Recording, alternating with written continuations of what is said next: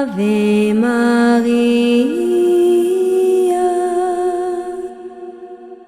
Hello, everyone, and welcome to day number 18, where we are talking about the call for what? The sanctification of the family. This happens on the last apparition. This is the big bang, right? The sun's moving, crazy things are happening. And Sister Lucia says there's 3 apparitions within this last apparition. So the next 3 days, we're going to be talking about these 3 apparitions. Today is the apparition of the Holy Family, which is Jesus, Joseph, and Mary. But Jesus is the baby Jesus, the child Jesus, and he's blessing the crowd. So she says, this message of Fatima is also about the sanctification of the family. Sister Lucia writes, parents are the ones who must guide their children's first step to the altar of God, teaching them to raise their innocent hands and to pray, helping them discover how to find God on their way and to follow the echo of his voice. This is the most serious and important mission that has been entrusted by God to parents, and they must fulfill it so well that through their lives, the memory of their parents will always arouse in their children the memory of God and of his teachings. So here's a big question I ask myself. Will my children's memory of me help them or hinder them in their adult faith?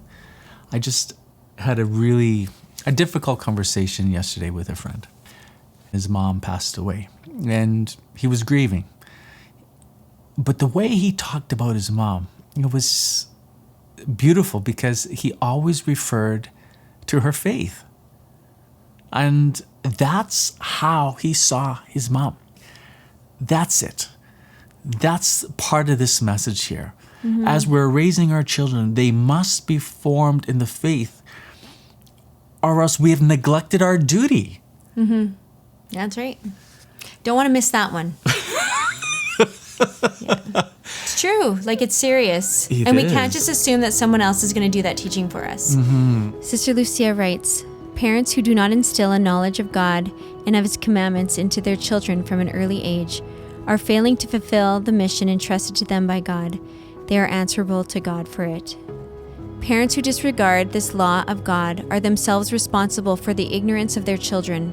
Very often, it is this ignorance that is responsible for the disordered lives of the children who torment the declining years of their parents and are themselves lost.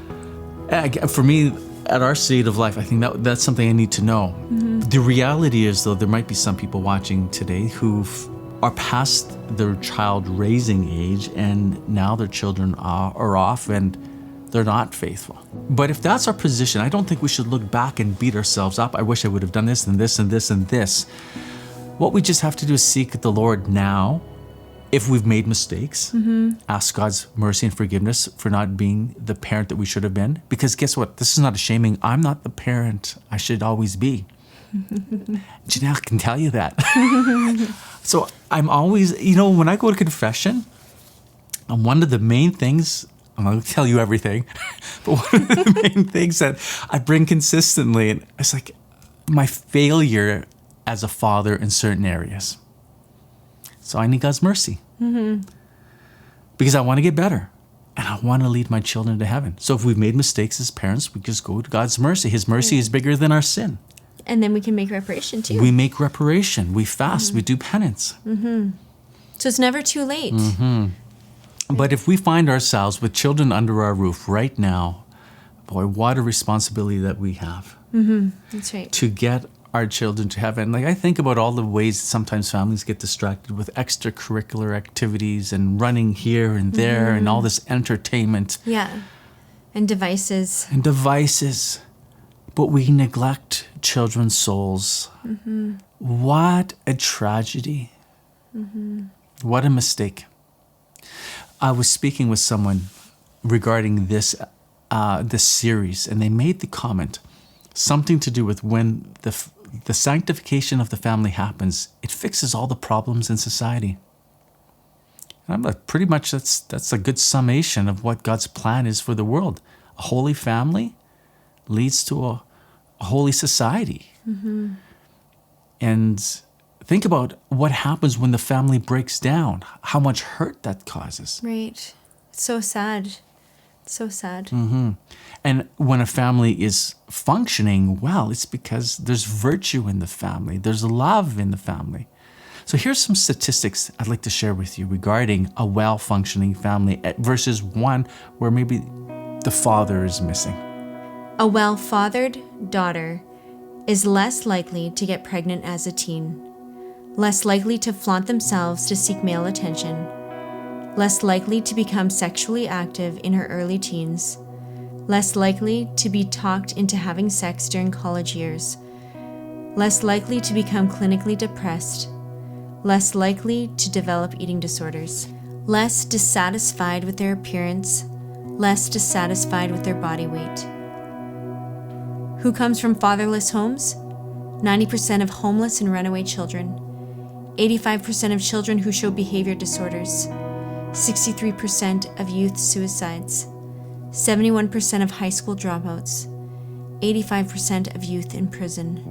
So as you can see, these statistics are really emphasizing God's order. When we do marriage the way God intends, blessing flows. When we do marriage the way God doesn't purpose, things break, people break, things fall apart. As John Paul II said, as the family goes, so goes society.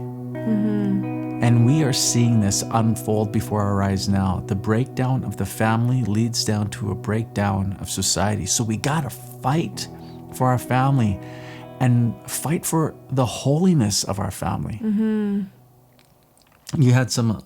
Yeah, I just didn't want anyone to feel like if there's some parents out there that are single parenting right now and you're just like, well, my children don't have a father in the picture, or my children don't have a mother in the picture. Like, I could see how that would be a huge burden. I don't want anyone to feel like, well, they're destined for failure. You know, I don't think that is the truth. I think one thing that is truthful is that God is father to all, right? And we can't forget that. And Mary can be mother to all. And some family situations might require a bigger fight. And that's the way life might be. Yeah. But we are not alone. We're not abandoned. That's right. And even like grandparents and aunts and uncles can play such a beautiful role in the raising of children in the faith. Godparents. I've seen it. It's beautiful. Let's relate this back to Mary. Janelle, what do you love about Christmas? Ooh, I love so many things, especially nativity scenes. We have many. Every single one of those nativity scenes that we have distributed around the house in different places have something in common. Jesus, Mary, Joseph. You got the donkeys, the shepherds, but where is Jesus in the scene? He's always the center. When Jesus is the center, things find their order. When Jesus is removed, things fall apart. And you see this also in this apparition, where Jesus is the center. Joseph is holding baby Jesus. Mary and Joseph are around him. Jesus is the center. He makes us holy. He sanctifies the family. This is where Mary wants to place Jesus in our families, at the center. So we have to fight for that, and we got to pray for that. So pray with us, please.